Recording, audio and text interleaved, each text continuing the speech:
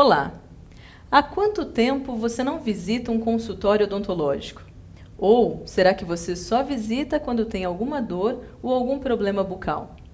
Pois é, na década de 80, a prevalência de problemas de saúde bucal era uma das piores no Brasil. E isso vem mudando, o panorama brasileiro vem mudando ao longo dos anos. Para falar sobre o assunto saúde bucal brasileira, nós estamos com duas professoras de odontologia da FHO Uniararas. Professora Sofia Takeda Uemura, que é coordenadora do curso de odontologia da FHO, fez graduação na USP Bauru, é especialista em odontologia para pacientes especiais e também em odontopediatria. Mestre na mesma área e agora o doutorado também em odontopediatria. E a professora Luciane Zanin de Souza, que é doutora em cariologia e professora de odontologia preventiva e social também pela FHO Uniararas. Professoras, nós tivemos uma mudança então da década de 80 até os dias atuais. De onde vieram essas mudanças? Será de algum programa? Isso é particular de cada pessoa? Como funciona essa melhora na saúde bucal brasileira? Professora Sofia. Essa melhora da saúde bucal no Brasil, essa diminuição dos índices de doenças bucais, ele é resultado das políticas públicas de saúde, né, que mudaram, e também com relação à cárie, especificamente é voltado para a fluoretação das águas. Entendi. Então, na verdade, existe aí também um papel do próprio governo em relação a todos os programas que acabaram acontecendo ao longo dos anos. Certo, nós temos um dado e eu gostaria da sua ajuda, professora Luciane. O CRO São Paulo, numa informação de 2003, ele colocava que o Brasil é um dos países que mais sofrem com problemas bucais. Ele dava até um índice de que mais de 2,5 milhões de jovens nunca foram a um consultório odontológico, trazia um percentual de 88% em relação à população brasileira que tem cárie, mas isso modificou. Nós temos um dado do Ministério da Saúde, onde coloca que o Brasil passa a integrar o grupo de países com baixa prevalência de cárie. Como foi essa mudança e quais são os novos índices que podem ser considerados para agora? Realmente essa mudança na prevalência de cárie vem ocorrendo no Brasil desde a década de 80, onde nós tínhamos um índice de cárie elevado. Como mesmo a professora Sofia falou, a fluoretação das águas e a inserção do flúor no dentifrício, né, que é o creme dental fluoretado, a partir do final da década de 80, foram fatores importantes que foram contribuindo para uma maior prevalência da doença cárie e, consequentemente, essas mudanças, né, nesses índices de prevalência observado no Brasil, que realmente hoje o Brasil apresenta uma baixa prevalência da doença, comparado com os outros países do mundo. O único problema que nós vemos é que essa manifestação da doença da cárie, principalmente da cárie, no Brasil, ela não é uniforme. O Brasil é um país que tem muitas diferenças sociais. E a doença cárie, embora a gente tenha uma média de prevalência baixa, uma grande porcentagem da população ainda sofre com a cárie dentária. Porque o Brasil, de fato, é muito grande. Então, exatamente, se nós considerarmos algumas regiões, acredito que esses programas, as pessoas têm mais acesso a esses programas. Em algumas regiões, talvez isso não tenha tanto acesso da mesma forma. Sim, nós temos o Brasil Sorridente, que é um programa nacional de saúde bucal desde 2003. Né? Não que antes não tivéssemos políticas voltadas para a saúde bucal, sempre tivemos. Mas a partir de 2003, com esse Programa Nacional de Saúde Bucal, essas políticas ficaram organizadas, né? Então, as políticas de saúde bucal é para toda a população, mas com o acesso dessa população a essas políticas e a esses programas que faz com que populações geralmente menos favorecidas, que tenham menos acesso, tenham maior grau de instrução, né, de educação, venham a ter a maior prevalência da doença. Por isso que a cárie ainda é considerado um problema de saúde pública no Brasil. Esse índice, normalmente ele é considerado nas crianças, em adultos, como funciona isso? Eu vou falar especificamente em relação à cárie dentária. Esses parâmetros, né, são utilizados para a idade de 12 anos, que é um parâmetro mundial para a avaliação da prevalência de cárie. Mas a cárie dentária não é só avaliada na idade de 12 anos. Então, quando você fala que a cárie aos 12 anos tem diminuído, isso é verdade. Mas, em contrapartida, por exemplo, a população adulta, né, de 35 anos para mais, até mesmo a população idosa, ela ainda sofre muito com problemas bucais. Não tão mais relacionado à cárie, mas mais especificamente a doença periodontal e ao câncer bucal, que são problemas que preocupam, né? Não podemos falar que somente a cárie é um problema bucal. Exatamente, isso é um ponto importante. Quando falamos de saúde bucal, não podemos só falar da cárie dentária. Certo. Professora Sofia, a professora Luciane tocou num assunto bastante interessante. Ela disse que as pessoas, por exemplo, mais velhas, talvez a partir de uma faixa de 35 anos ou mais, também têm diversos problemas. Seria talvez um reflexo da década de 80, onde nós tínhamos problemas maiores em relação à saúde bucal? Sim, o idoso, o adulto de hoje era o jovem, né? E ele sofre muito com as sequelas, né? Porque como as políticas existiam, mas não atingiam a grande parte da população, como atualmente ocorre com a questão do Brasil Sorridente, nós temos uma população muito grande de pessoas mutiladas, né? Existem muitos idosos, né? O Brasil hoje não é mais o país da juventude, como a gente falava antes. Sem o Brasil dúvida. é o 5º país do mundo em idosos, né?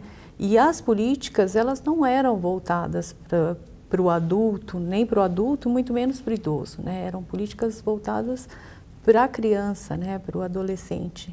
Então, essa população hoje que é adulta, que é idosa, sofre com as consequências, né?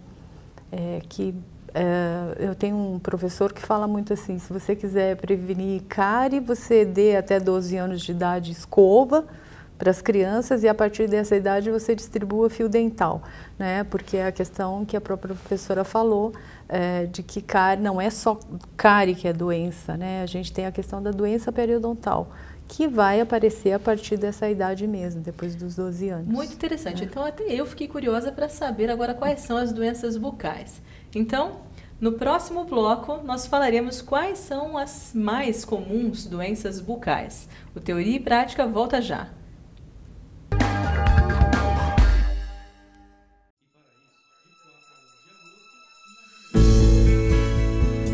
Hoje, vejo que fiz a escolha certa. Aprendi que pequenas atitudes fazem a diferença. Todo o meu esforço valeu a pena.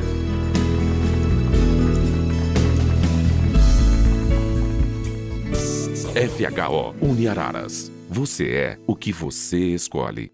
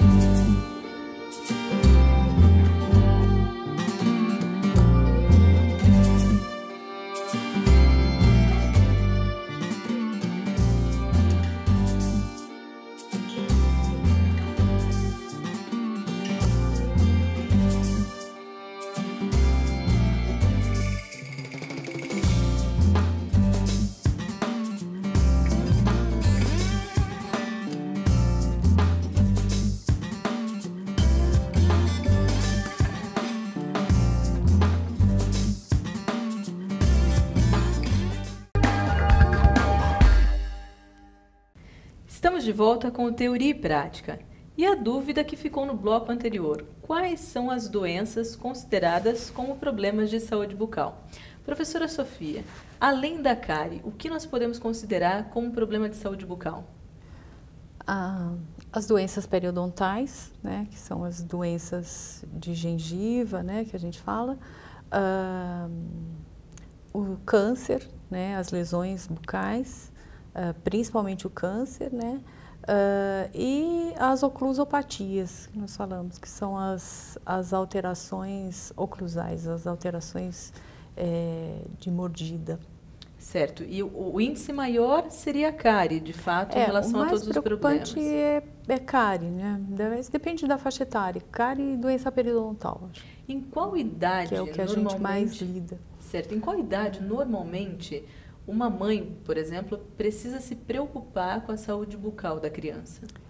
Antes mesmo dela nascer, né? Hoje, a gente faz muito trabalho com a gestante, já pensando na saúde bucal do bebê e da criança.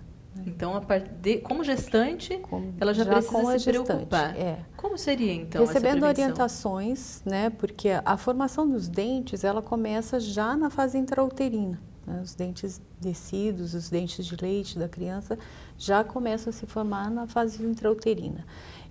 E dizem que existem estudos mostrando que muito dos hábitos alimentares da mãe influencia, né, a questão dos hábitos que a criança vai ter. Existe uma questão de passar isso, né, ainda com o bebê intrauterino, mas o que a gente sabe muito é que o hábito da família é o hábito da mãe. Né?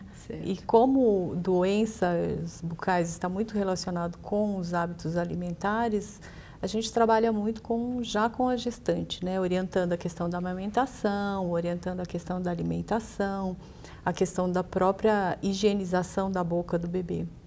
E é comum as gestantes procurarem esse tipo de serviço? Agora um pouco mais, né? Mas eu acho que ainda por conta de falta de orientação mesmo, de que a gestante procure o atendimento, procure o odontopediatra para orientação com relação ao bebê e não para tratamento dela, né? Mesmo na odontologia a gente fala muito de tratar ou não tratar a gestante, né? Preocupado no tratamento odontológico da gestante.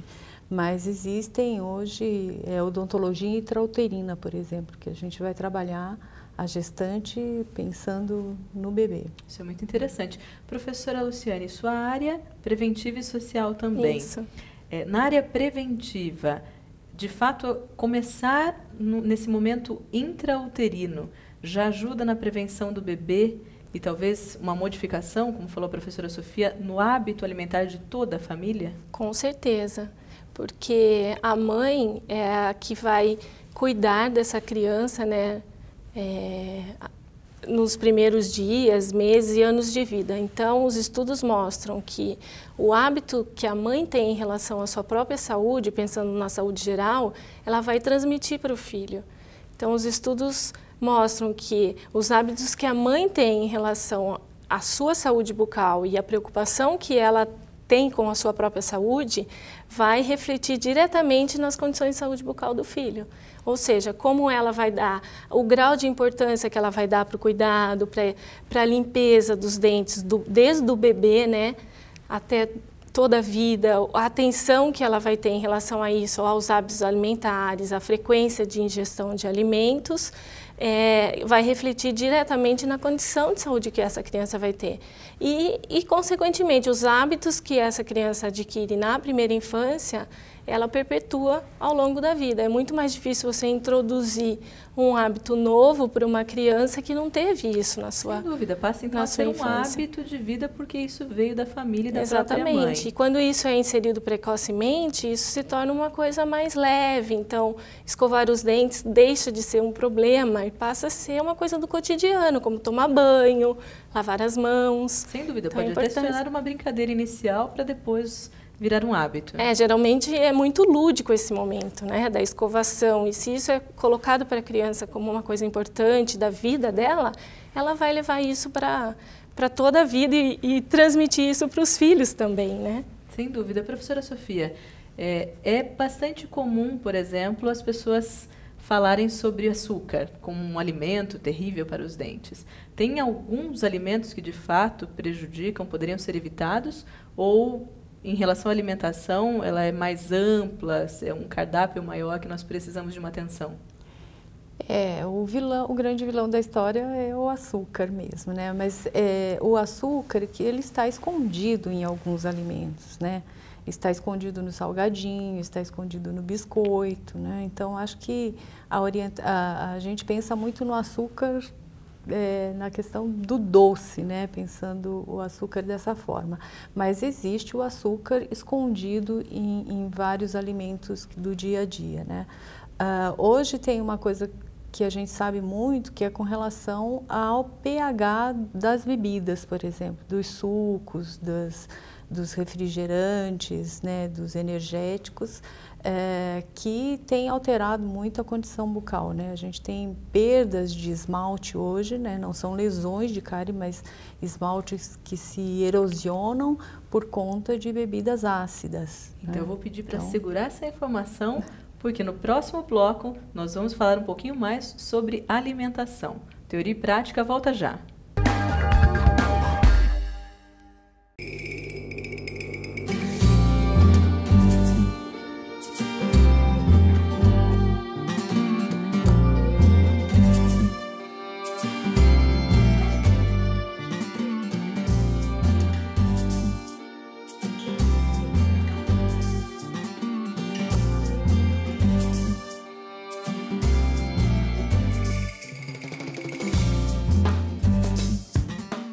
Combinando qualidade de ensino com qualidade de vida, a FHO Uniararas foi feita para você, que deseja estudar em uma excelente instituição de ensino instalada em uma cidade com disponibilidade para atividades acadêmicas, esportivas, culturais e diversos espaços para lazer, além da segurança, que garante a Araras uma boa posição no ranking das cidades paulistas com melhor qualidade de vida, segundo o Instituto de Pesquisa Econômica Aplicada, o IPEA.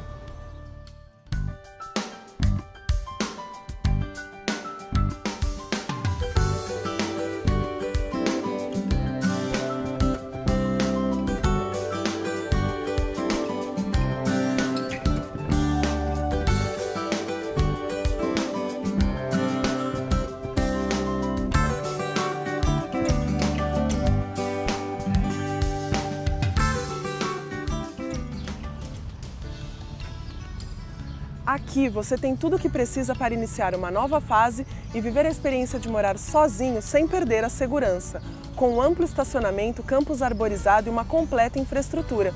Tudo oferecido pela FHO Uniararas, que teve conceito institucional 4 confirmado pelo MEC. Então, se você procura por qualidade de ensino, sem ter que se preocupar com o estresse do trânsito, medo da violência, arcar com alto custo de vida e respirar ar poluído, você busca um campus como o nosso e uma cidade como Araras, que permite a você ter uma rotina tranquila, contando com apartamentos e repúblicas próximas ao campus, facilitando o seu transporte até a faculdade. Experimente a FHO Uniararas, onde a tranquilidade, a qualidade de ensino e de vida andam juntas.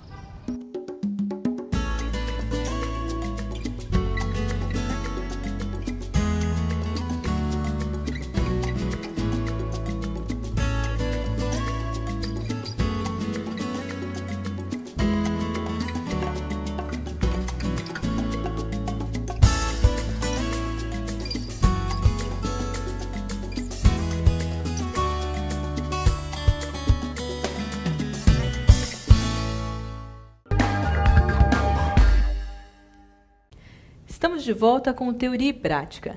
No bloco anterior, falamos desde quando é necessário cuidar, por exemplo, da saúde bucal, desde a infância ou até em relação à gestante. E também sobre os alimentos que podem prejudicar a saúde bucal. Nós temos um índice, professoras, que eu gostaria de levar em consideração. Na verdade, uma informação. Cuidar da saúde bucal na infância previne problemas futuros. É bastante interessante porque o que nós falamos no bloco anterior está muito relacionada a essa matéria. E como pessoa que também tem aí sobrinhos, algumas crianças na família e vejo muitos cuidados que são feitos, me admira quando eu vejo uma mãe colocar, por exemplo, um refrigerante numa mamadeira. Por quê? pelo que a professora disse, não só o açúcar propriamente dito, ele natural, mas o que vem num salgadinho, num refrigerante, em outros alimentos. Esses alimentos, de fato, têm alguma coisa muito específica em relação ao problema de saúde bucal, cárie, ou alguma outra doença pode ser ocasionada? Com relação ao açúcar, basicamente é cárie, né? Mas hoje a gente sabe, com relação às bebidas ácidas, né, as bebidas com pH ácido, a questão da erosão de esmalte, né? Então, existem jovens adolescentes com esmalte, né, que perde estrutura de esmalte por conta do contato com essas bebidas, né? A frequência com que se ingere essas bebidas, tá? Entendi. E nós temos também uma outra situação. No Brasil, há índices que colocam 210 mil pessoas formadas na área de odontologia. E aí, sequencialmente, nós temos um dado aqui que nos Estados Unidos são 170 mil profissionais e na Alemanha 60 mil. Vocês acreditam, professora Luciane, você acredita que essa quantidade de pessoas, ou essa grande quantidade no Brasil em relação a outros países, foi responsável pela mudança que nós tivemos da década de 80 para agora, em relação à melhoria no índice de saúde bucal? Eu acho que não só a quantidade de profissionais, mas também o aumento de postos de serviço público que atenda a população, porque a gente sabe que uma parcela da população ela depende do sistema público de saúde, do atendimento através do SUS. E o que as políticas públicas hoje têm valorizado, né, o dentista inserido dentro do sistema público de saúde. Nós temos uma quantidade grande de dentistas. De forma geral, sim. Mas a saúde pública, ela também usufrui disso? Ela utiliza todos esses profissionais? Não todos, mas com certeza o que nós temos hoje, um grande número de profissionais, né, de odontologia que prestam serviço a essa população, mas também um aumento do número de profissionais que atendem no serviço público. Porque pensando nessas diferenças, né, econômicas no país e pensando que a cárie é uma doença que afeta a população de baixa renda, nós precisamos pensar em dar o acesso ao serviço de saúde para essa população de baixa renda dentro do serviço público, não só no privado, que muitas vezes ela não tem condições de pagar pelo serviço privado. Então, quando pensamos em saúde pública, em serviço público de saúde, não só o aumento do número de profissionais levou a isso, mas também o aumento do número de profissionais que trabalham e prestam serviço na rede pública, dando maior acesso à população a esses serviços. E para o profissional, é interessante estar, por exemplo, cuidando da saúde pública? Está trabalhando no serviço público? Exato. Hoje nós temos uma valorização também do serviço público, onde conseguimos até trabalhar no serviço público com salários razoáveis. Então, dentro da Estratégia de Saúde da Família, que é um programa, né, do governo federal, o cirurgião dentista ele foi colocado dentro dessa estratégia e trabalha no serviço público e consegue até uma remuneração melhor do que antigamente. Então, hoje o serviço público é também um atrativo para o profissional, não só o serviço privado. Sem dúvida. Professora Sofia, não sei se há algum dado, mas são várias as possibilidades de se trabalhar dentro da odontologia. Qual é a mais procurada por um profissional hoje, não só colocando em consideração o serviço público, mas também as clínicas particulares? Das especialidades. Exato. Nós temos 17 especialidades dentro da odontologia. As mais procuradas são ortodontia, né? Cirurgia. A ortodontia de aparelho nos dentes. Para correção. E cirurgias. São as mais procuradas. Devido ao salário, devido à maneira como é feito o trabalho, o que favorece essas eu acho duas áreas? Que ele exerce um atrativo, né, com relação à remuneração, né? Mas hoje tem uma grande procura também pela área de implantes e pela área de estética, né, da odontologia estética. A FHO Uniararas, ela proporciona atendimento à população. Sim. Certo, então, no próximo bloco, nós falaremos um pouco mais de como é esse atendimento e quais são as áreas mais procuradas pela população da cidade e da região. O Teoria e Prática volta já.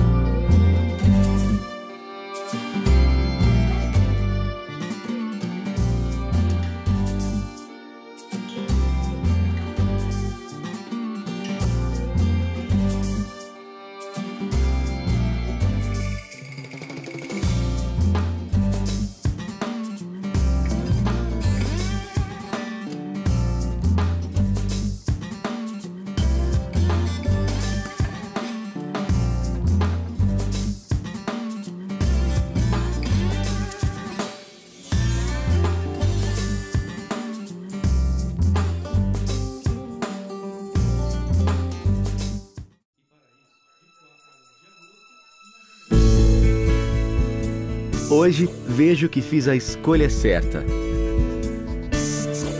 Aprendi que pequenas atitudes fazem a diferença. Todo o meu esforço valeu a pena.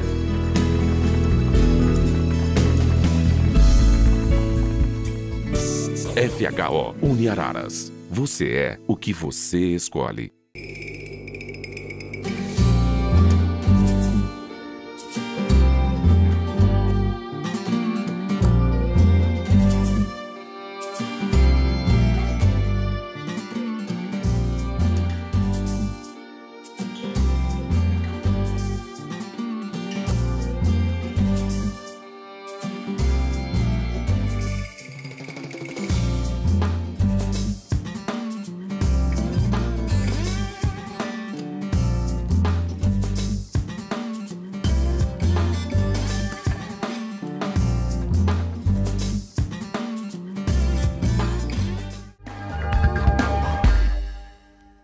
Estamos de volta com o Teoria e Prática.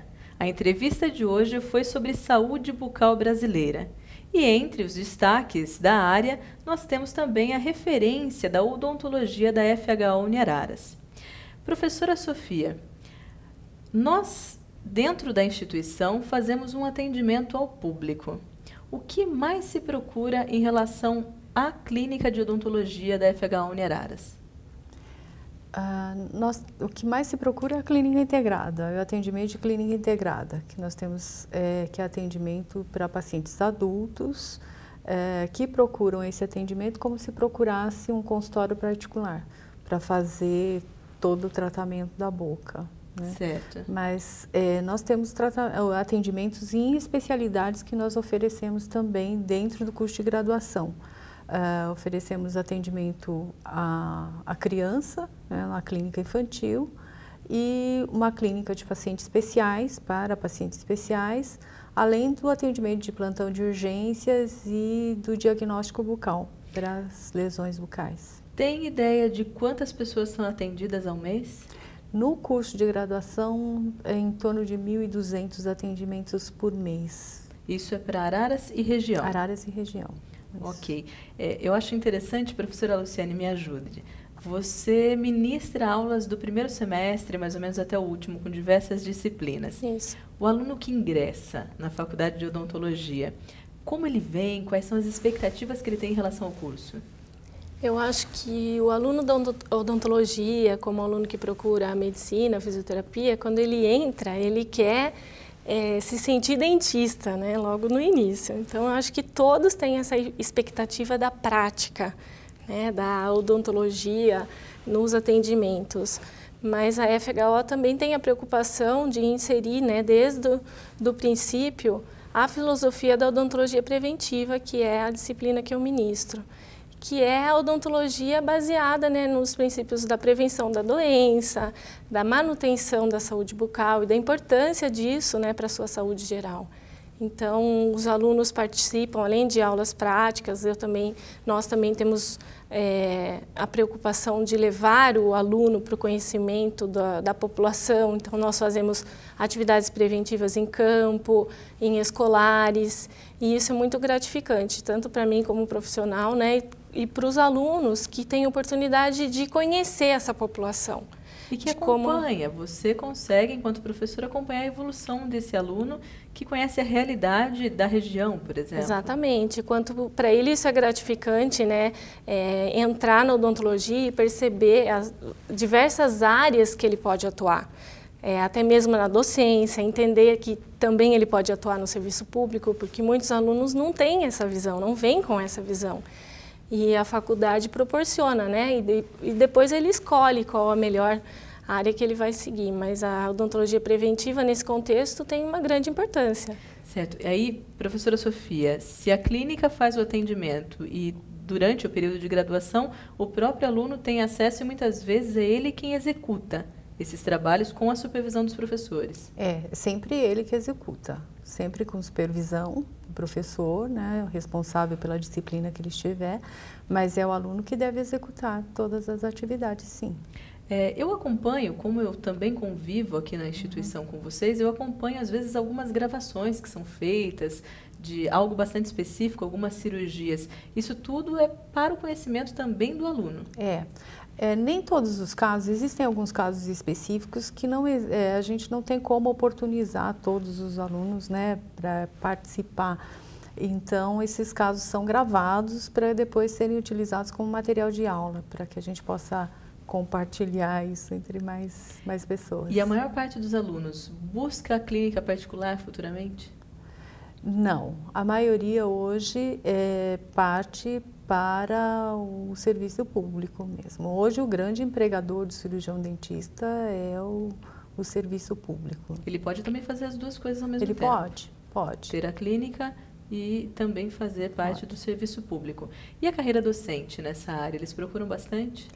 Também, sempre existe, né, um interesse pela carreira docente. A gente também, durante o curso, tem essa preocupação de que o aluno perceba essa possibilidade também, né, dentro dos eventos que a gente faz dentro do curso, que são os eventos científicos da instituição também, em que ele pode participar, mostrando seus trabalhos, a própria execução do trabalho de conclusão de curso, onde ele faz uma iniciação científica, sempre faz parte da formação também, né? Certo. Professora, para a gente finalizar, uma pessoa da cidade de Araras ou da região que queira entrar em contato com a clínica para uma consulta, por exemplo, como ele pode fazer? Ele pode fazer o agendamento através da recepção de nossa clínica. Ele pode ligar para o telefone, 19, a nossa área. O telefone é 3543-1422. Ele fala com a recepcionista e nós agendamos uma triagem. Então, é sempre feita uma triagem para verificar a necessidade de tratamento e depois encaminhamento para as clínicas dentro do curso. Muito bem. Obrigada pela presença, professora Sofia, professora Luciane. Obrigada. Esse foi mais um programa Teoria e Prática com o tema Saúde Bucal Brasileira. Se alguém quiser mandar alguma sugestão, mesmo na área de odontologia ou qualquer outra área, ou também alguma dúvida sobre algum assunto, pode entrar em contato conosco através do e-mail teoriaepratica@uneraras.br. Até a próxima!